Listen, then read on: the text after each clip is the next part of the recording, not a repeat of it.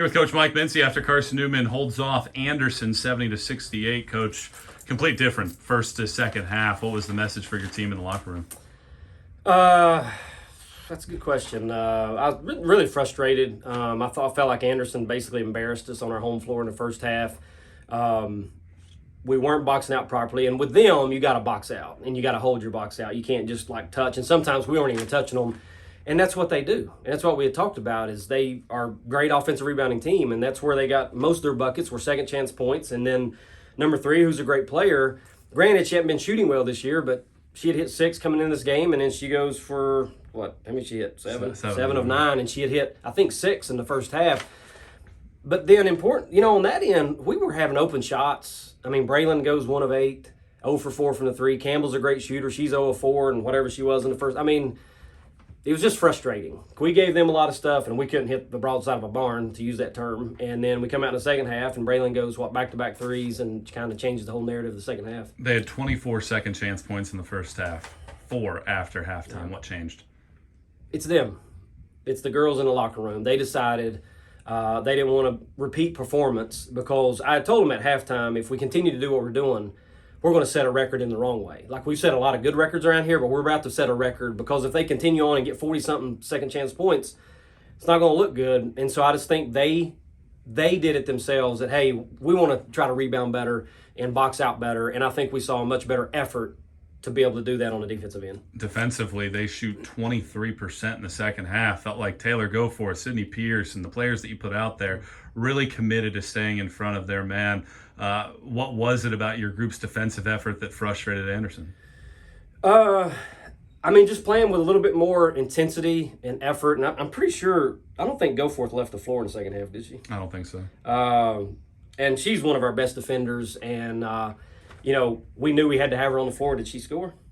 Goforth? 3. So she had scored, and that doesn't matter because she's playing and she's a little bit undersized with who she's guarding, but she's strong, she's physical, she understands the defensive end.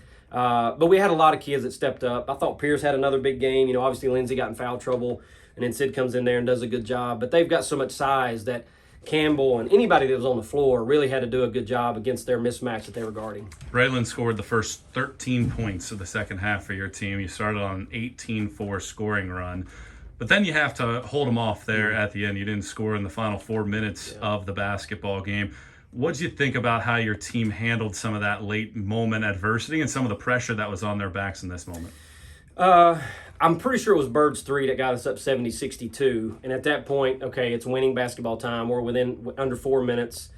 And I don't know the scenarios. I know we had 3 turnovers, I believe. We put them at the free throw line. They scored all their points from that point forward to get to 68, 6 straight free throws that they put up there. And it's just silly stuff. That's why it's, we're lucky to win because we had the 8-point lead. We didn't play clean down the stretch. We tried to get a timeout to get Braylon toward the rim. Just didn't make the shot, or maybe it got blocked. I don't know. And then late, my strategy was I wasn't going to give them a lot of time. We hadn't scored in forever, and I didn't want to go quick and leave them 9 or 10 seconds. So outside of taking a shot clock violation, we were going to burn that thing all the way down unless they start fouling us, which they obviously didn't. And then late game there, we tried Bean out to put her on the ball and, get the ball in the corner, and she misses the shot and we get the rebound. So good victory, very good victory for us. Last time you trailed by 12 at halftime was Anderson in this gym a couple years ago. You lost in double overtime on a buzzer beater. Yeah.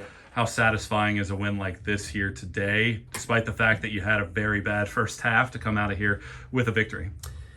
It's very satisfying. The way we played in the first half and you find yourself down 12 and we only scored 29 points, and then to come out and put a complete different performance together in the second half, and we're not super healthy. You don't have Tori, Bird sick as a dog, and it's just I'm just proud of how they had to come together. A lot of people had to play monster minutes tonight, which is not something we've been doing. So we changed our entire scheme to some degree based off how we played through the first several games, based off who was available. So, I'm really happy for them. Happy for our home crowd that, we didn't show up in the first half, but we certainly did in the second, and to finish out the game. And against Anderson, they were number 1 in the league, or at least tied for first in the league. They've been playing really good basketball.